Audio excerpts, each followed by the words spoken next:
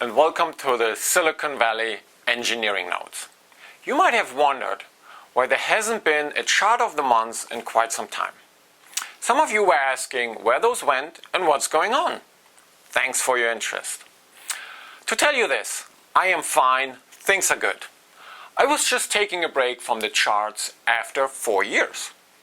And I wanted to do something new. Because I think everybody knows by now that the future of mobility is going to be autonomous, connected, electric, and shared. ACES.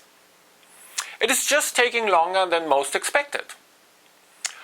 Often we find challenges in between the new and the old, and I want to connect the old and the new to figure out what's missing to drive ACES forward. And I want to highlight the crucial role that automotive engineering plays in that.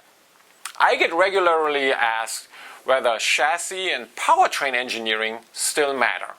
This series is my detailed response. That also takes me back to my very own origins.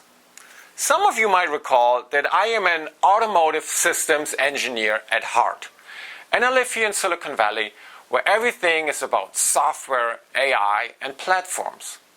This new series will discuss, among other things, critical aspects at the intersection of autonomous technology and automotive engineering. The insights will help to understand how a vehicle moves based on steering, braking, accelerator, which are the essential foundation for whatever software, AI, or platform one wants to envision on top of that. Just a few examples to get started. Here's a delivery robot going over a speed bump in a neighborhood street. Not too fast, not too slow. Just about 10 miles per hour. You see that the beams of the laser sensor go all over the place, which impedes perception and tracking of objects. Active control systems can compensate for that if they capture the vehicle dynamics correctly. Or maybe just the springs and dampers need to be tuned differently? All great engineering questions. Or how about this one? A car brakes at high speed in a turn and the laser beams bounce around again. Nothing too dramatic. 0.05 lateral acceleration and then braking at 0.3 G. But the question is how the forward direction of the vehicle is influenced by speed, weight distribution, aerodynamics, braking forces, etc., all at the same time. Understanding vehicle dynamics is essential for accurate path prediction and planning. Finally, how about a semi-truck and trailer trying to avoid an obstacle on icy roads? Oops! That thing is jackknifing. That means the combination folds together as the tractor swerves and the trailer pushes it away. Those dynamics are important to account for so that an autonomous driving algorithm can anticipate and compensate for that, something to figure out before the truck hits icy roads. All three are, in my view, quite strong examples for what happens when forces turn into motion, or Newton's second law. Force equals mass times acceleration. Okay, one question sounds easy enough, but make no mistake, a car has 6 degrees of freedom, which are all interdependent. And you might want to consider at least 18 forces acting on it. That makes for a pretty interesting problem space to analyze. There's no way around it. I can either fight it or use it to my advantage. I'd say this shows that traditional engineering still matters a lot, even in the most AI-controlled vehicles.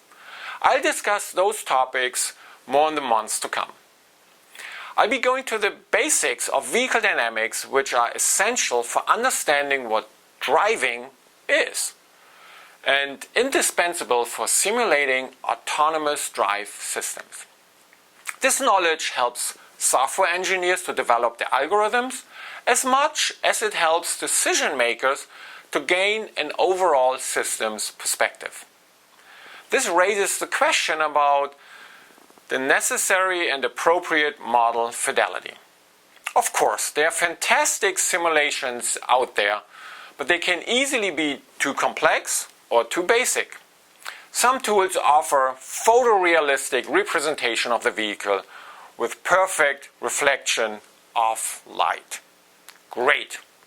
Yet again, others allow for a huge amount of data to be analyzed in split seconds and put AI to work and make decisions. Genius. But both might neglect the intricacies of what's really going on under the hood.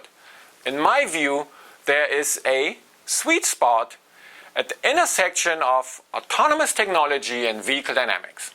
This spot is a simulation platform generic enough to integrate well with the tools of the AI developer, yet detailed and transparent enough to model particular details of the chassis, powertrain, and body as needed.